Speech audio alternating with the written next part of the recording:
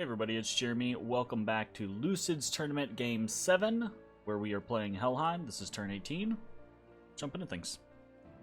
Okay, so, big turn. Lots of attacks as we elf Sarmatia, and then... how things go. Alright, so, to start things off, we have completed Alteration 2 on our way up to Alteration 3. The Empire is mine. The Warlock has claimed the Throne of Water. I can't remember who this is for. We'll check that here in just a second. We have a bunch of battles. Let's watch them. So, Brightgate. Okay, we've got our little raiding party versus normal PD. Get our blesses off. Boom, launch into action. Boom, come up behind. Like we're doing okay. Yep, got him on the route. Should be a good win. Alright. We lost nothing in that. Laria, what do we got? Got our raiding party.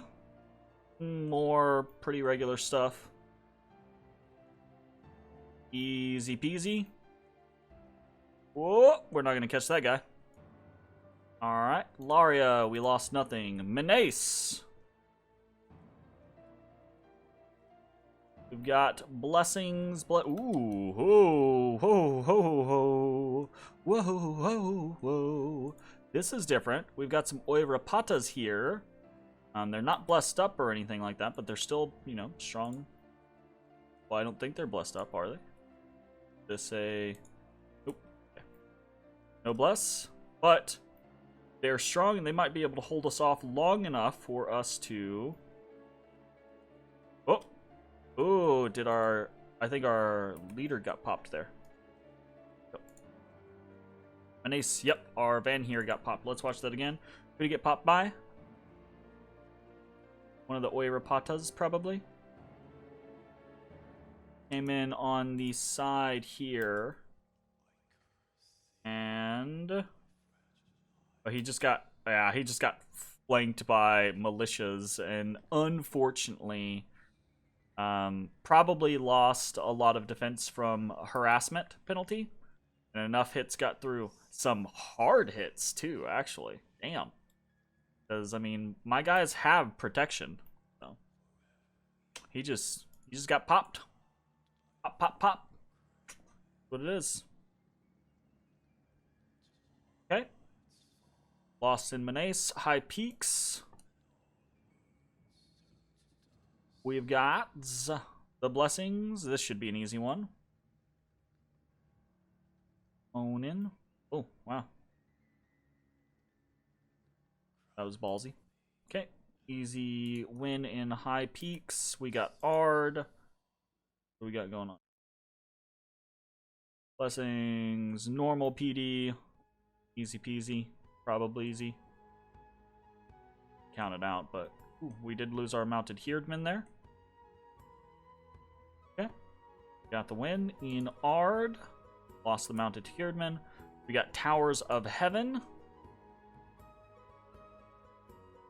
Okay. All blessed up. Relatively normal militia. The simple. Yep, got it. Cool, cool.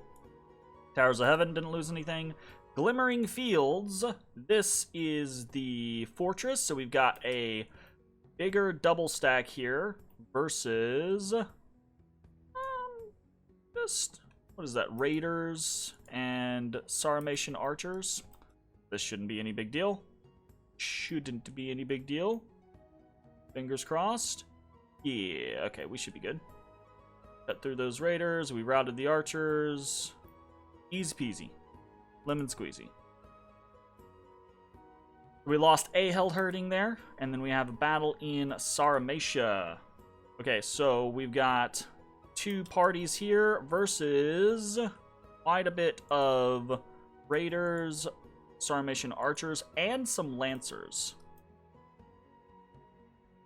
Fire off. The raiders get shots fired, and unfortunately we actually do right off the bat. This van here gets hit and takes a wound, I think. At the very least, his glamour gets popped. Kind of annoying. Yeah, and then he routs because he gets battle fright. So part of our this is not good news. Part of our Hell Herdings do not meet these Lancers. So what we're gonna have is a bunch of Hell Herdings fighting Lancers, and we'll probably win that. But then we've got a mixture here. Would have been better if we all focused on the Lancers and crushed the Lancers outright, and then moved as a force into the Raiders and Archers. What we have happen is eventually these guys rout for whatever reason. So that's one squad that routs, basically. And then this squad continues fighting, and probably in the grand scheme of things would win, but then they rout. So, unfortunate. So we lose on Saramatia. Only lost 5 guys, but there's a lot of PD, and that means that PD is going to be back, so that's really unfortunate. And then we actually have a battle where Femoria has attacked us in Ancient Woods. And this is just a Fomorian Druid. Or not even a Fomorian, yeah, it's a Furbolg Druid, not even a Fomorian Druid. And this was just a misclick. I've talked to Femoria about it. He was like, yeah, no, that was not, that was... my bad. So just a misclick, and unfortunately, he was, rolling around, probably site searching or something, and clicked on the wrong province. And it's kind of understandable, easy to mistake our provinces. So no big deal, especially since I'm not the one who lost anything. We have an unexpected event in Dead Forest where we have magic +1. Cool. We have a witch that was caught in Ard, so he has misfortune +3, but magic +2. Okay. Worldwide event where luck is up. We have completed the fortress in Dead Forest, and the fortification in Glimmering Fields is unharmed. So let's take a look at what actually happened. So we didn't get Menace, and we did not get Saramatia. That is pretty unfortunate. The Menace thing I don't really give a shit about, but the Saramatia thing is bad, right? The reason being is because now he has his recruitment wasn't blocked this turn on his cap, which means that's something that he's gonna get. And then actually I think you get I don't remember if recruitment goes off before movement goes off or not. I don't remember. I do not know. So, cancel that. The real thing, the real issue is that now his PD is there, so he can PD dump to help defend his capital. And he has the opportunity to utilize his PD with what he has to defend his capital. And that's really bad. That's really bad for us. Had we won that, and we should have won that, it's really kind of annoying and frustrating that we didn't win it. But had we won that, that means no PD. Means if he wants to knock me off his capital, he has to commit a lot to it, which he might not have enough for. But it's all but guaranteed that he's going to have enough with his PD. So, if that's the case, why the fuck are we attacking his capital? Okay, that's a good question. That's a very good question. Because he has very few moves that he can make that are realistic or logical. And because I have very few moves that I can make that are realistic and logical. The moves that he can make are to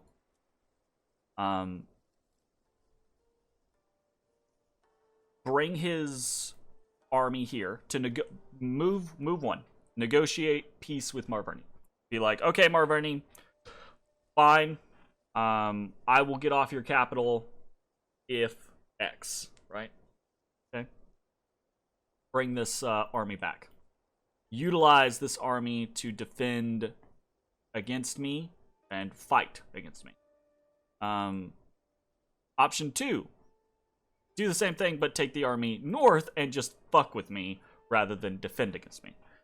Option 3 is he tries to stick it out and fight both of us. The scenario there being, the important factor is what happens in Sarmatia, right? Does he stop researching? Does he patrol with everything? Because if he doesn't patrol with everything, right, he loses his PD. If he does patrol with everything and things go poorly, that's game, right? Because if he patrols with everything and he loses, then he might not have enough time to really get back with this army, and I can resupply my army pretty quickly, right? So I think it's relatively likely that he patrols with everything. So if I think that it's relatively likely that he patrols with everything, why the fuck am I risking taking that fight and losing? Well, one, I'm risking taking that fight because I do still think we have a decent shot at that fight, even though he has better research. He has hit Horde of Skeletons.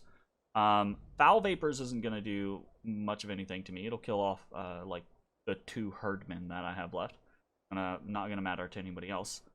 But we will have way more Hell Herdings than he'll have Oiverpadas, in theory, right? And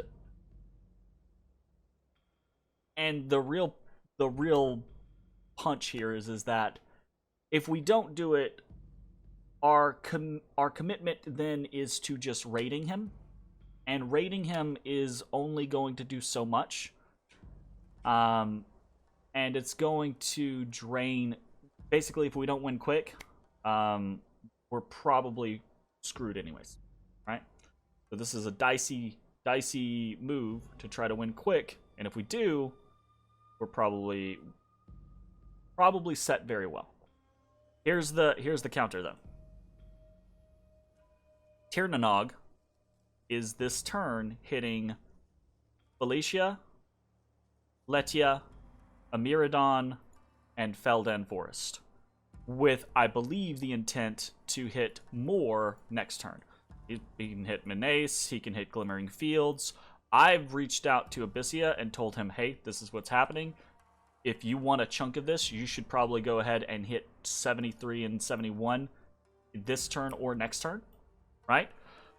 So, with that being said, with Tirnanog being involved and with Marverni potentially still being involved, this army might have to fight its way through some shit to get back. It might also just be able to jump, which is a possibility. I say that. I don't think the Inaris can jump all the way from Marverni to Glimmering Fields. So I think he's going to have to walk it back. And if he does, that means he's probably going to defeat whatever is here in Letia, if that's the route that he takes. Regardless, there's a lot of different, like, intricate moves that are going on, and the only one,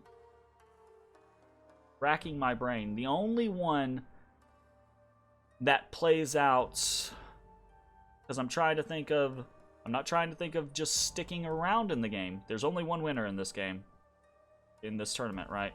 Only one winner. Can't have, in the previous tourney, it was top 2, go move on. Not the case in this one. It's just top 1. So sticking around in the game isn't going to do me anything. I have to profit off of these engagements. And this is risky. If we take this fight and we lose, it's likely that we will do a lot of damage. And realistically, I would assume that, this is a bad assumption, but realistically, Saramatia's probably fucked with between 2 and 4 people on him. Saramatia's probably fucked, but it's how well do we come out of it, right? Because if we lose everything here and Sarmatia is able to push us back, we might only come out with maybe 1 or 2 provinces and a significantly reduced military might, right?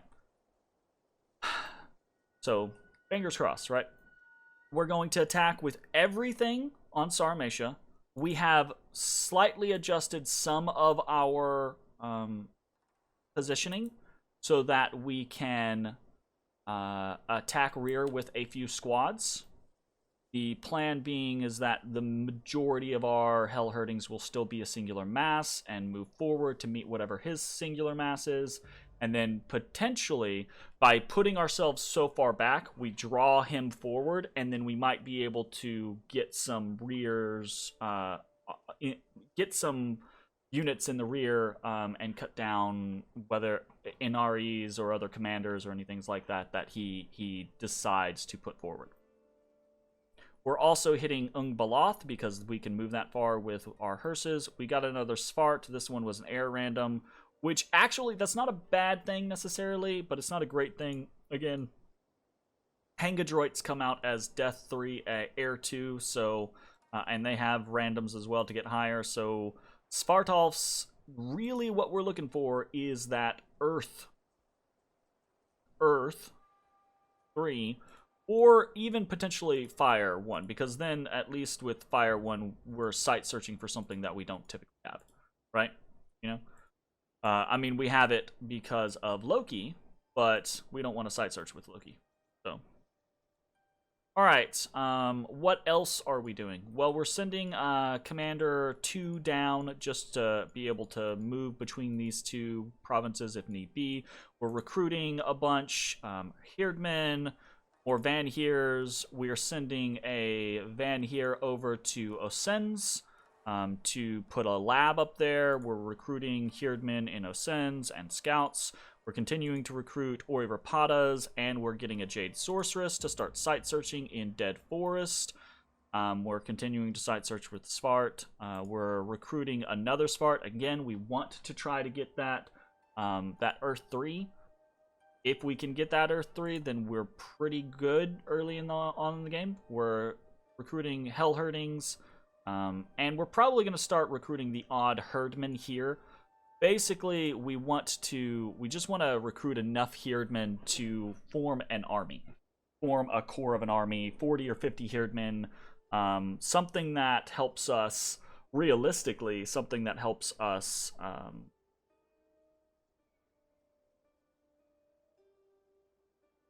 siege. Fucking, my mind went blank. But we're probably only going to do that once or twice ever, and then all of our income and infrastructure, all of our income is going to go into infrastructure, mages, utilizing mages to produce the undead or corpse constructions or things like that, right? It's just generally more efficient for us to do that, but we got to get there first. Our income for death is good, but our income for air is really bad. Everything else is, it's turn 18. We haven't really done a whole lot. So hopefully Svart 1's going to get us some decent finds. So fingers crossed there. All right, I think that's about it for the turn. The next couple turns should be pretty exciting. I'm very interested to see how Tirnanog's elfing works. I'm very interested to see... Ooh, I need to, I think, bring down here. It's going to be better to go down here and see what Tirnanog's got going on. And maybe we move this guy here. Fingers crossed. I'll see you next time. Bye, everybody.